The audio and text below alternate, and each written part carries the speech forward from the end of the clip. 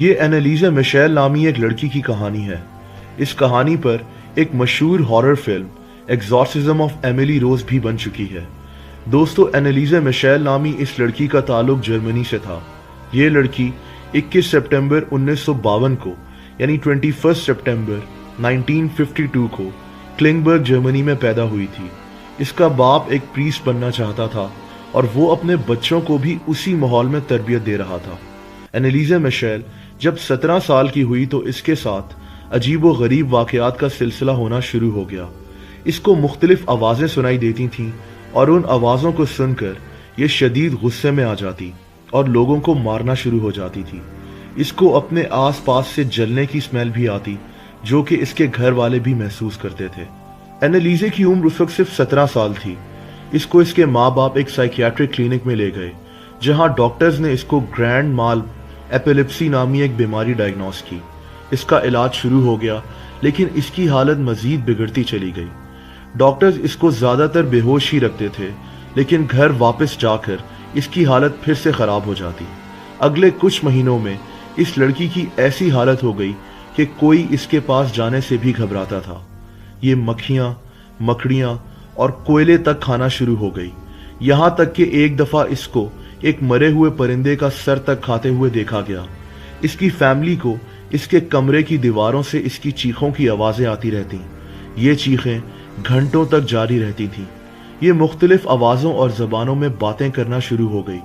اینالیزا Michel اپنے کمرے کی دیواروں پر اپنے ناخنوں سے نشانات بناتی رہتی تھی اور کیڑے مکوڑے کھاتی رہتی تھی۔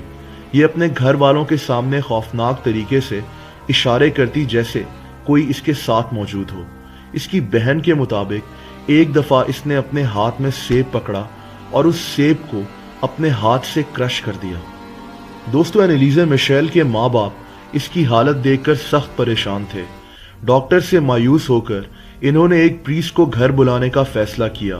اس پریسٹ کا نام ارنسٹ آلٹ تھا۔ اس پریسٹ نے ان کو بتایا کہ اینالیزا پر شیطان کا سایہ ہے اور شیطان نے اس کو قبضے میں کیا ہوا ہے اور یہ پوزیسڈ ہے۔ پریسٹ نے کہا کہ کوئی بھی ڈاکٹر اینالیزا کا علاج نہیں کر سکتا۔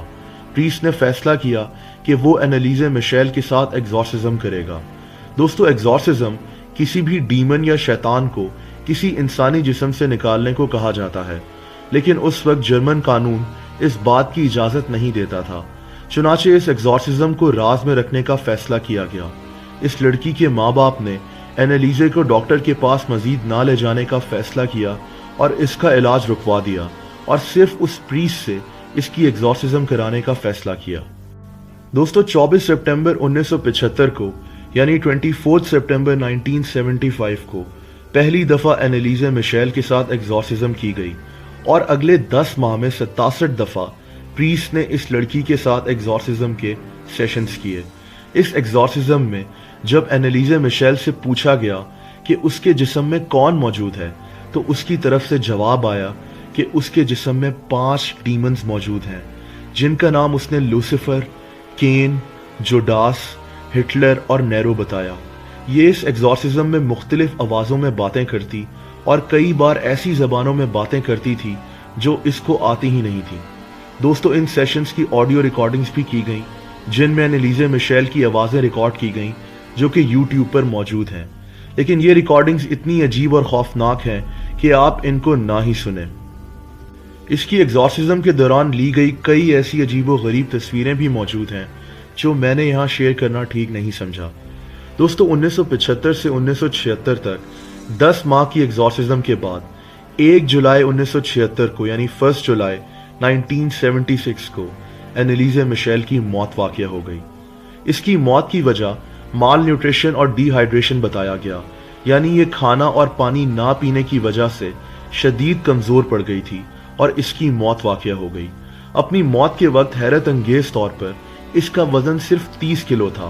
اس کی ٹانگیں ٹوٹ چکی تھیں اور یہ پہچانی نہیں جا سکتی تھی۔ میڈیکل رپورٹ میں بتایا گیا کہ اینالیزا میشیل کو مرنے سے بچایا جا سکتا تھا اگر اس کو صحیح وقت پر ہاسپٹل لے جایا جاتا، لیکن اس کے گھر والوں اور اس پریسٹ کا کہنا تھا کہ اینالیزا پر کئی شیطانوں نے قبضہ کیا ہوا تھا اور انہوں نے ڈاکٹر سے مایوس ہو کر اس کی ایگزورسزم شروع کی۔ دوستو، 30 मार्च 1978 को यानी 30 मार्च 1978 को एनालिजा की फैमिली और उस प्रीस्ट के खिलाफ अदालत में केस शुरू हो गया।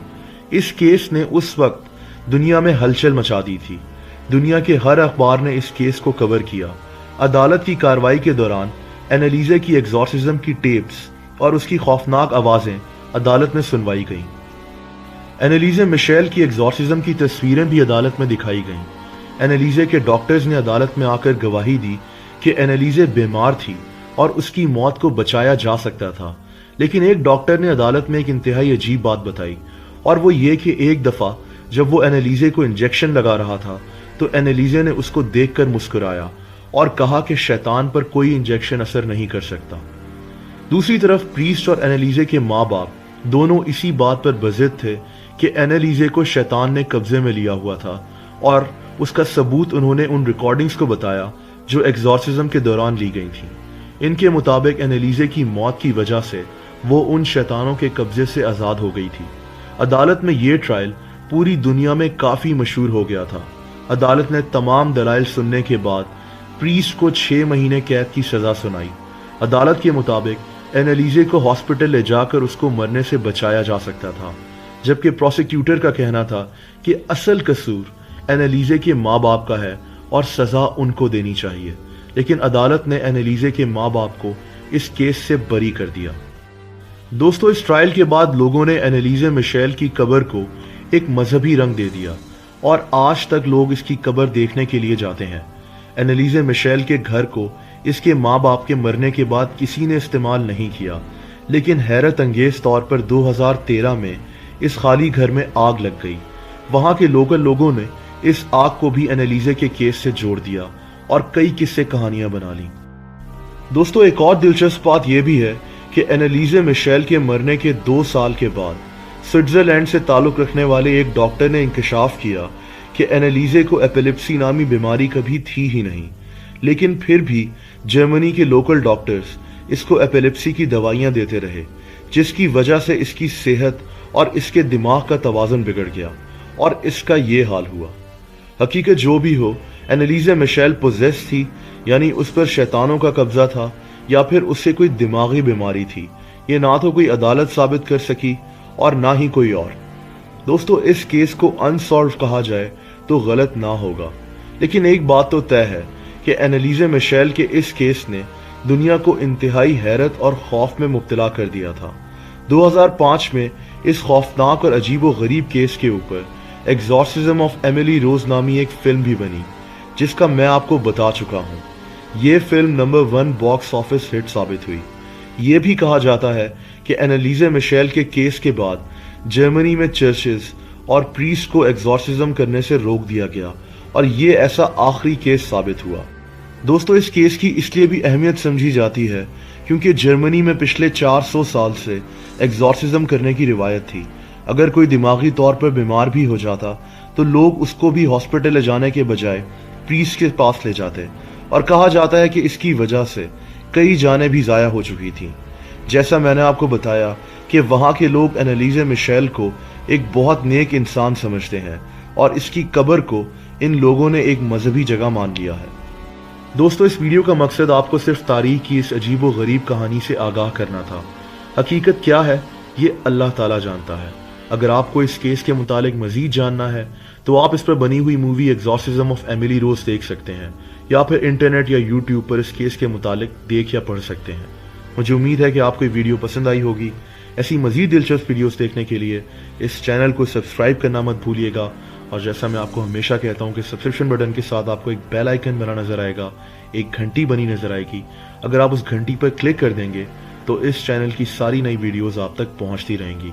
इस वीडियो को लाइक और शेयर करना मत भूलिएगा। कमेंट सेक्शन में आप अपने कमेंट्स भी दें।